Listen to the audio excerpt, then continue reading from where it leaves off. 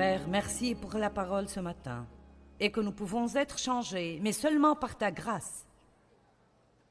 Et aide-nous une fois pour toutes à saisir cela dans nos têtes et à vraiment le savoir. Et Jésus leur dit, ce qui est impossible à l'homme est possible avec Dieu. Est-ce que quelqu'un peut dire Amen? Ce que vous ne pouvez pas faire et que je ne peux pas faire, Dieu peut le faire.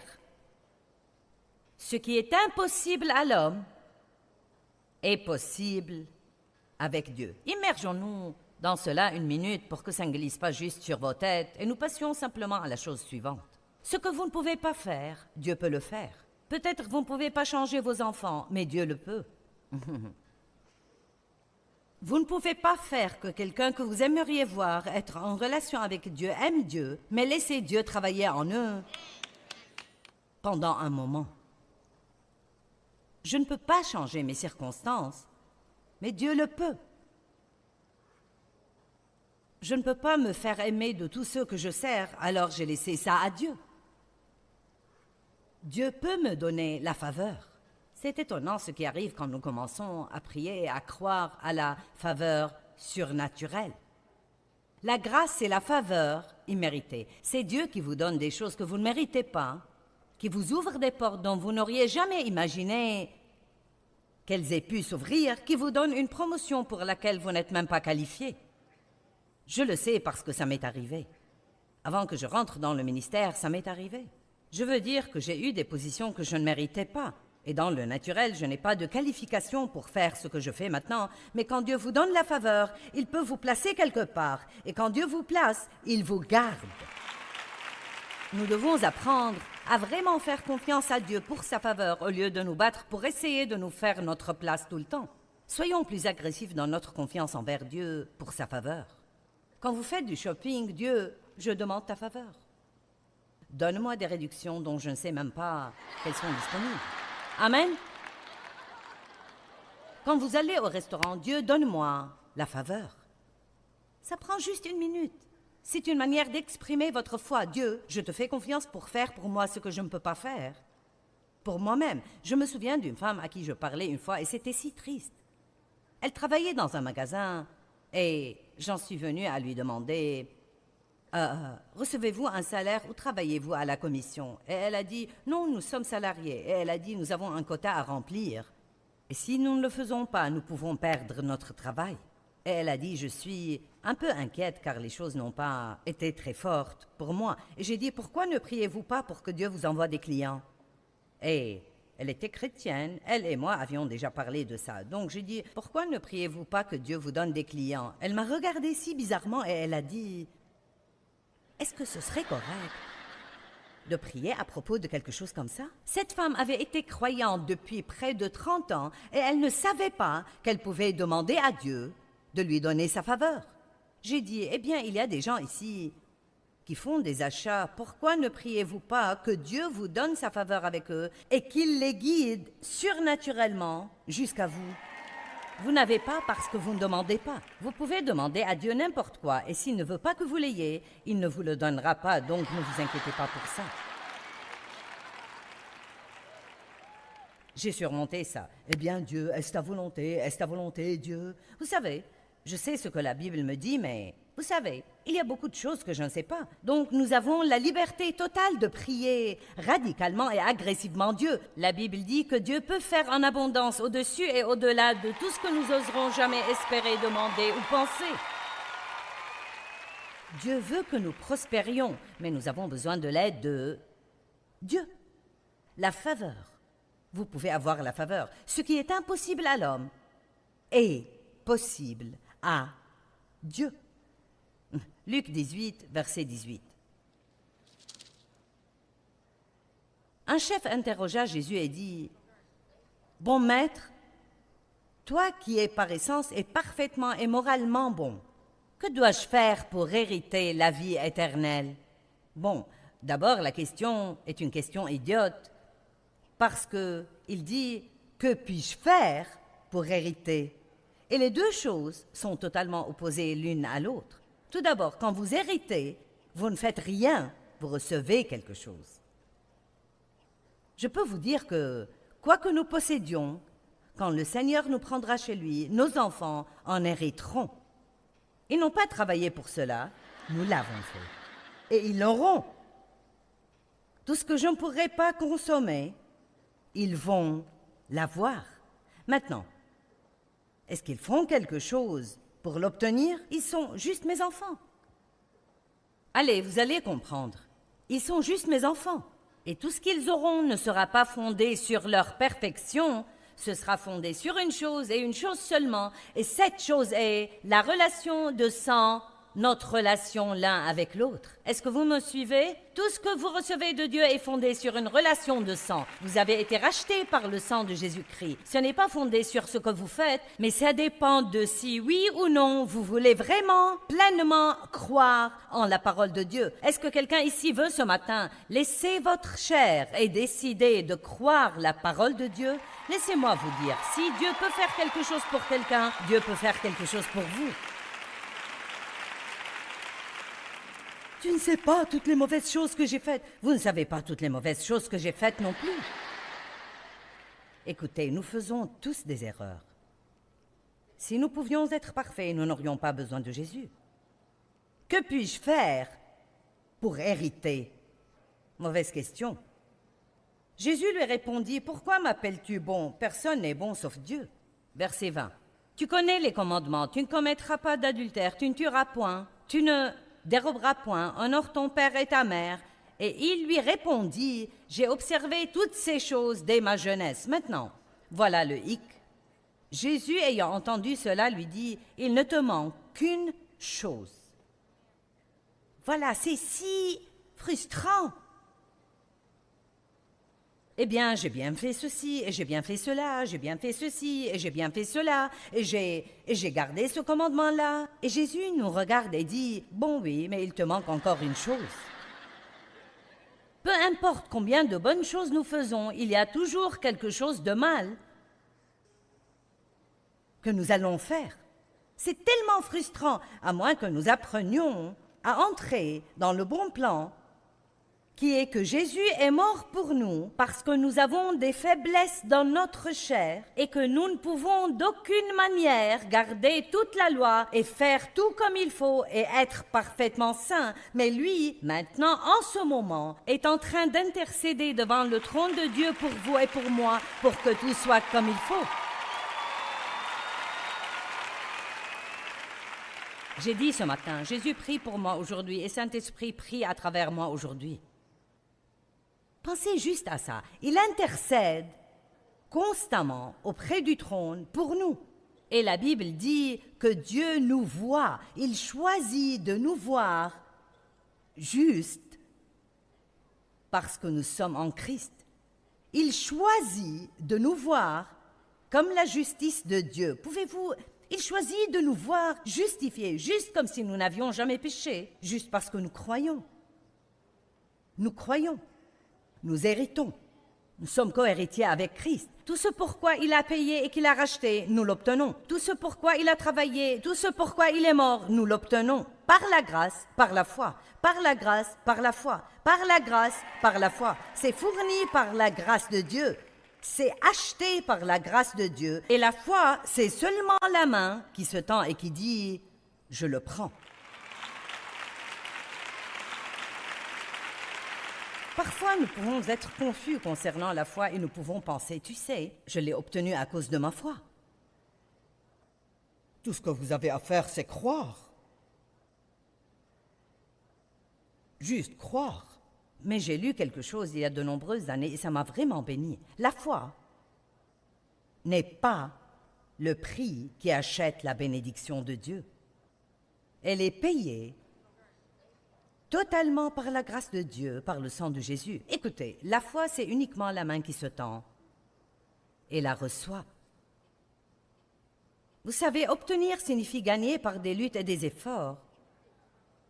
Mais recevoir signifie être juste un réceptacle et prendre tout ce qui est offert. Avez-vous obtenu le salut, la bénédiction? Avez-vous obtenu votre percée? En vérité, si nous avons eu une de ces choses, ce n'est pas parce que nous l'avons obtenue. C'est parce que Dieu l'a donnée.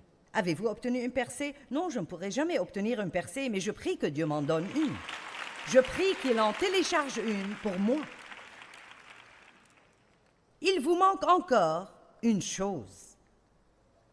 Par exemple, peut-être que vous priez 2 heures par jour et vous avez la capacité donnée par Dieu de mémoriser des chapitres entiers dans la Bible. Je parlais à Marilyn Hickey l'autre jour, une grande femme de Dieu, et juste en bavardant, elle a dit « J'ai mémorisé tout le livre de l'Apocalypse il y a des années. » Ça m'a donné une crampe au cerveau.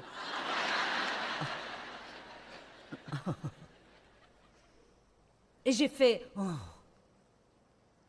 tu as mémorisé tout le livre de l'Apocalypse ?»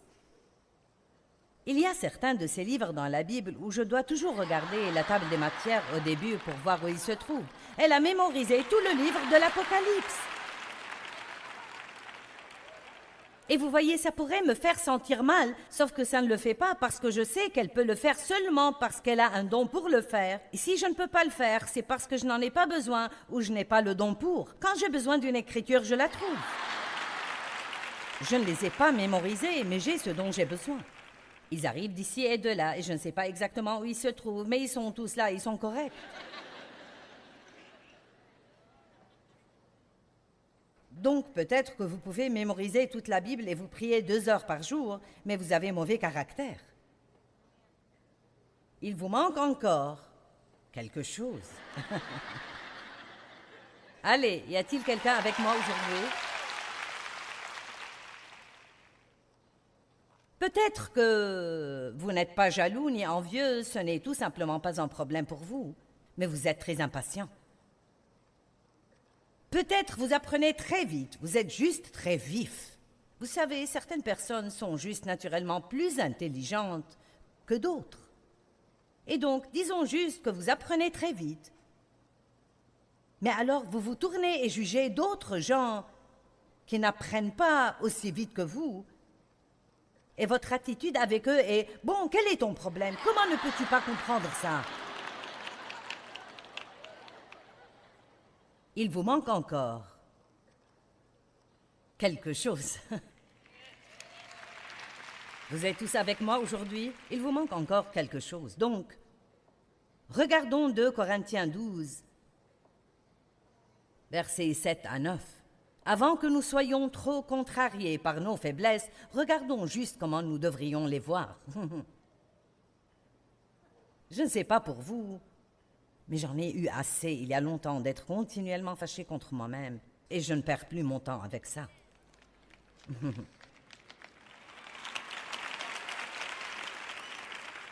Combien d'entre vous ne vous entendez pas très bien avec vous-même?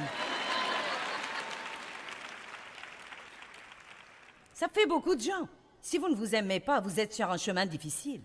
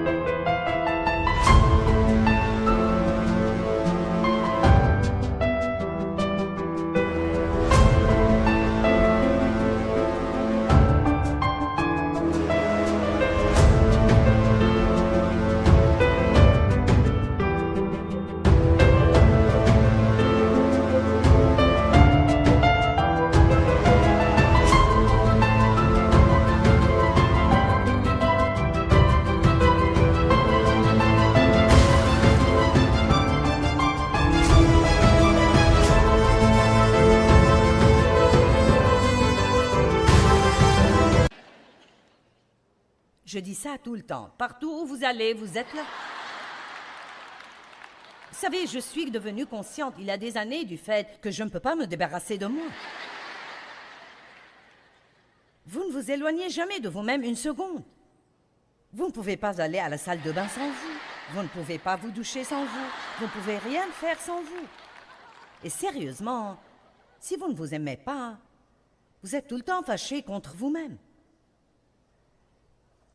Et si quelqu'un faisait la paix avec soi-même aujourd'hui? 2 Corinthiens 12, verset 7. L'apôtre Paul. Et afin que je ne sois pas enflé d'orgueil.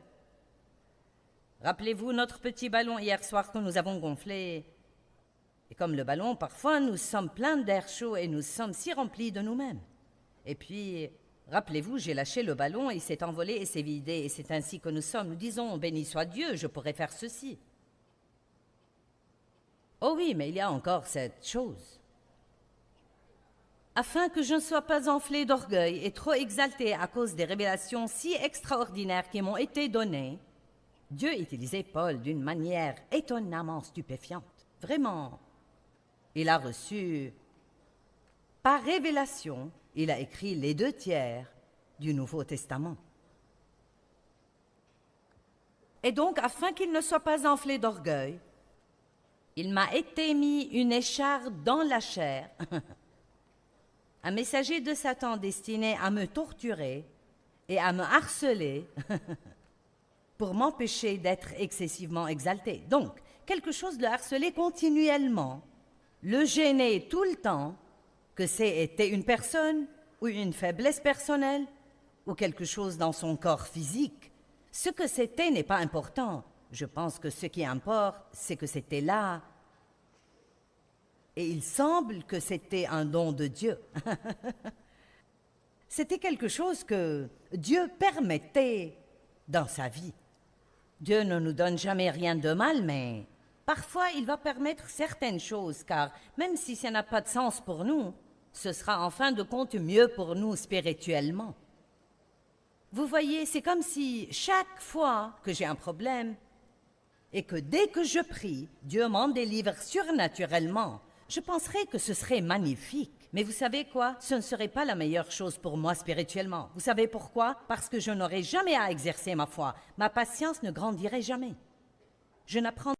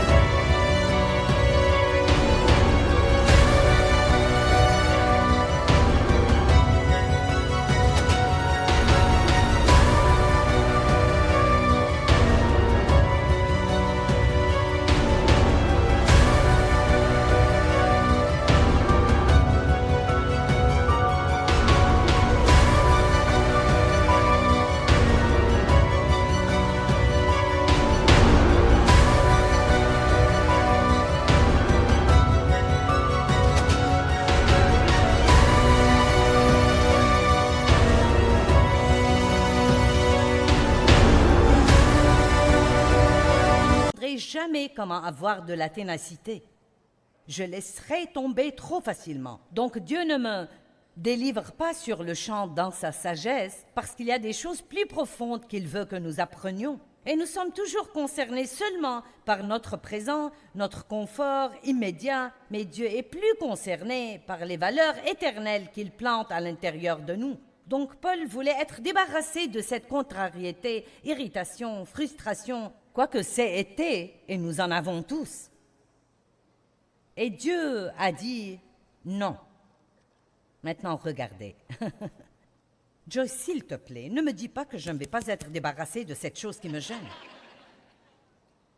Eh bien, je le laisse juste entre vous et Dieu, je suis... Mais il m'a dit, bon, d'abord, verset 8, « 3 fois j'ai supplié le Seigneur et l'ai imploré à ce sujet et l'ai prié de l'éloigner de moi. » Je peux vous dire que j'ai prié plus que 3 fois pour certains de mes trucs. Et il m'a dit, « Ma grâce, ma faveur, bienveillance et miséricorde te suffit. C'est suffisant contre n'importe quel danger, et j'adore cette partie, et te permet de supporter vaillamment les problèmes. » En d'autres termes, arrête de t'en plaindre. Lève-toi comme un homme ou une femme de Dieu et dis, je ne m'attends pas à ce que tout dans ma vie soit parfait. J'ai la puissance du Saint-Esprit dans ma vie qui me permet de faire tout ce que j'ai besoin de faire et de le faire avec le sourire aux lèvres. Alléluia. Ma force et ma puissance sont rendues parfaites, accomplies et complètes et se manifestent plus efficacement dans ta faiblesse. Êtes-vous avec moi maintenant? Où la puissance de Dieu sera-t-elle à l'œuvre? Où va-t-elle se manifester s'il n'y a pas de faiblesse? Maintenant, je n'invite personne à avoir des faiblesses, mais je vous dis que si vous en avez, ce n'est pas la fin de tout, et Dieu vous aime toujours, et il va quand même travailler avec vous, car si nous n'avons jamais de raison d'avoir besoin de Jésus, nous allons arrêter d'avoir besoin de lui. Et c'était beaucoup plus important pour Paul de ne pas devenir orgueilleux et plein de lui-même que d'être délivré d'une faiblesse qu'il avait, quelle qu'elle ait été. Savez-vous que la chair peut s'approprier une quantité donnée de gloire et une quantité donnée de succès avant de tomber? Et pour être honnête, il est bon pour nous de temps en temps de ne pas faire ce qui est parfait et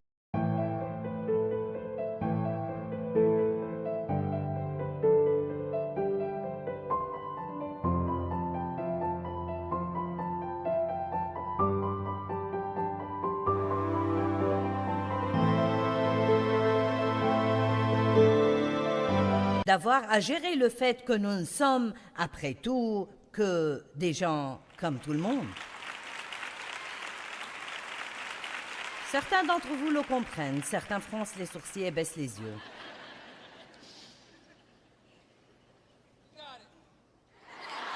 Merci. Mais maintenant, il y a la partie que j'essaye encore de comprendre. Ma grâce te suffit, ma grâce agit le plus dans ta faiblesse. Bon, Paul a vite compris le message. Paul a dit, la dernière partie, c'est pourquoi. Vous voyez, c'est pourquoi? C'est pourquoi je me glorifierai bien plus de mes faiblesses et de mes infirmités, afin que la force et la puissance de Christ le Messie reposent sur moi. Donc c'est presque comme s'il disait, oh chouette, j'ai une faiblesse. Je ne vais plus me battre avec ça. Je vais juste m'en glorifier, car ce n'est vraiment pas un problème après tout, parce que vous voyez, même si j'ai une faiblesse, si je m'appuie sur Dieu et j'insiste vraiment pour recevoir sa grâce vient et la remplit. Et il se peut que je sache que je l'ai, mais vous ne le saurez jamais. Donc vous pouvez toujours penser que je suis ce boulet de canon. Mais vous ne savez pas. Vous ne savez absolument pas. Dave et moi sommes des gens juste comme vous. Nous avons nos problèmes. Dave m'a dit ce matin, « Est-ce que tu aimes ma chemise et mon pantalon ?» J'ai dit, « J'aime le pantalon. »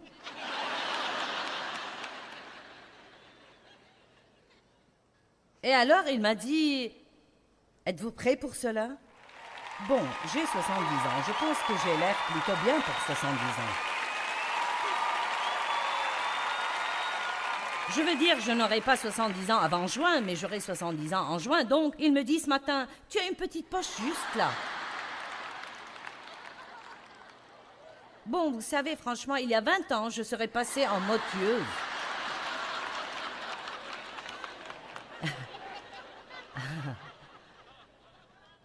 Mais vous savez quoi? J'ai pris le mode forte dans ma faiblesse.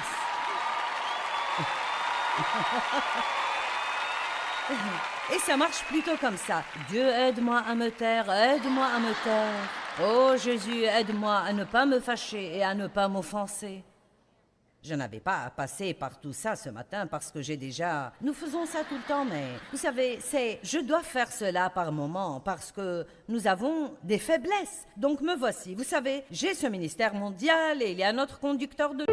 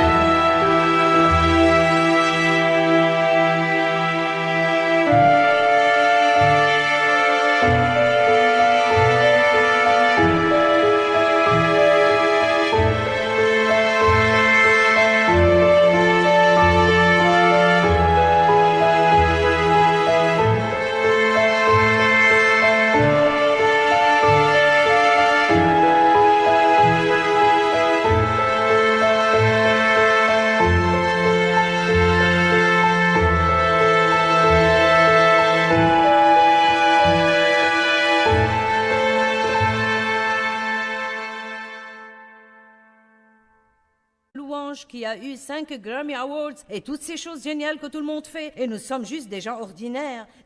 Des gens vraiment, vraiment normaux. Des gens que Dieu choisit à dessein. 1 Corinthiens 1.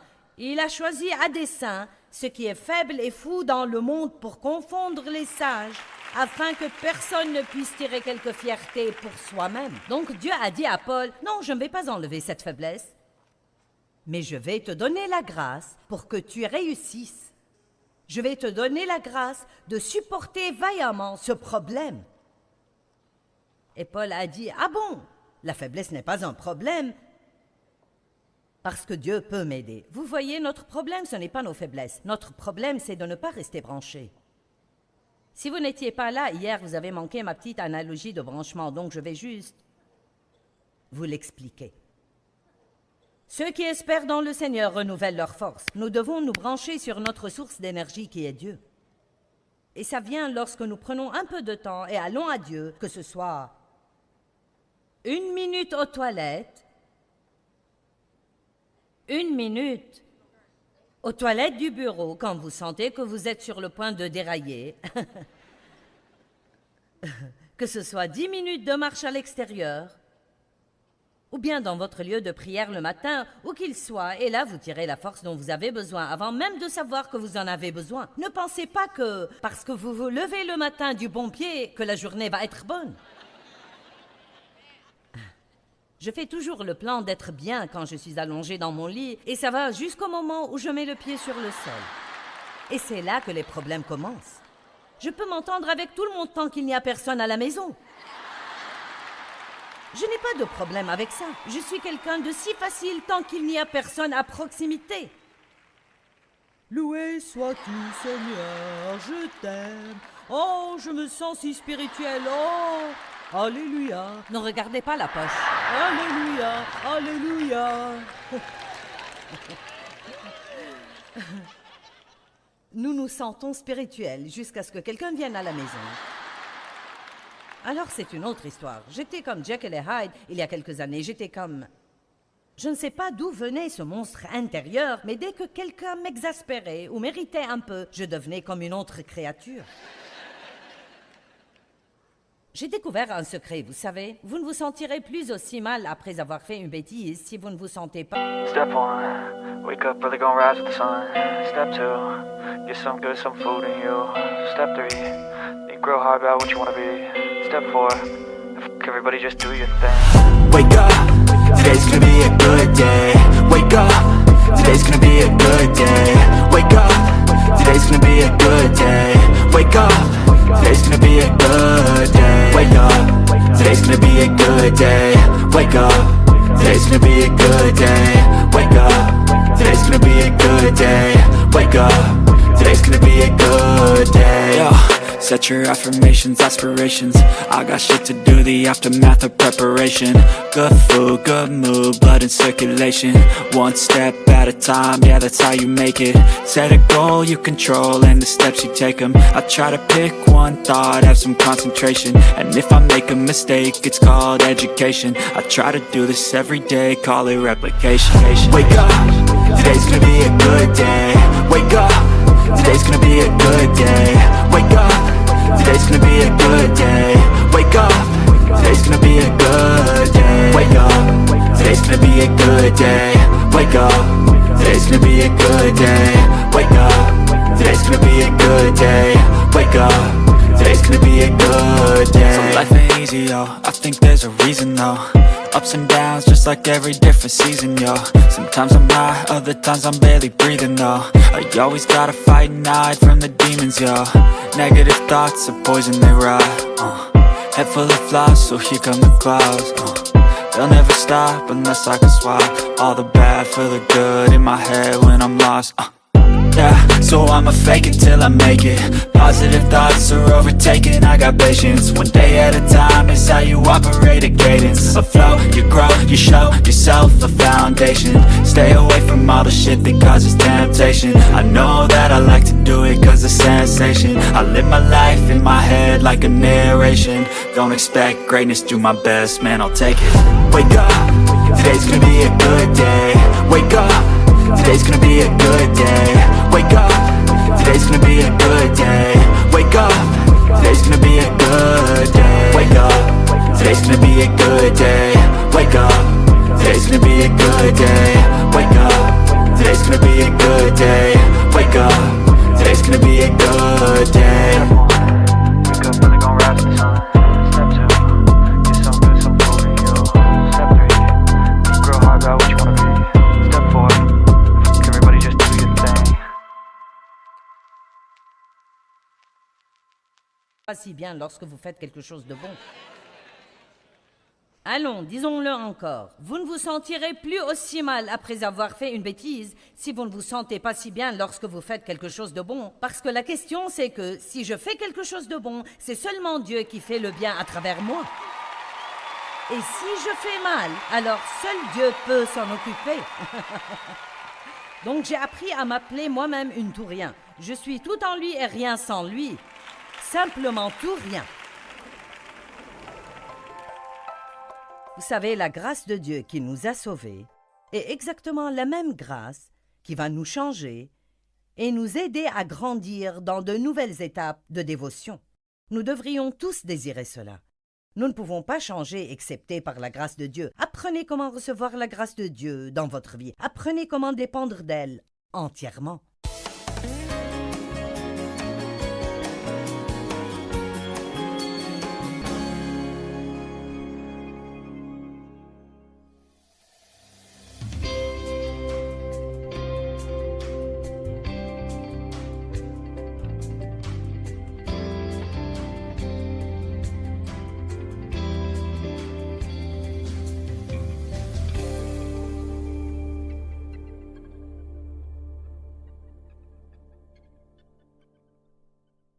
thôi mong chờ vậy sao bật khóc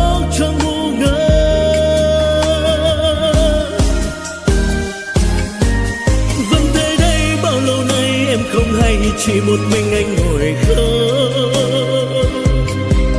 Nước mắt đây riêng nơi đây em không hay, sự thật là anh nhớ em.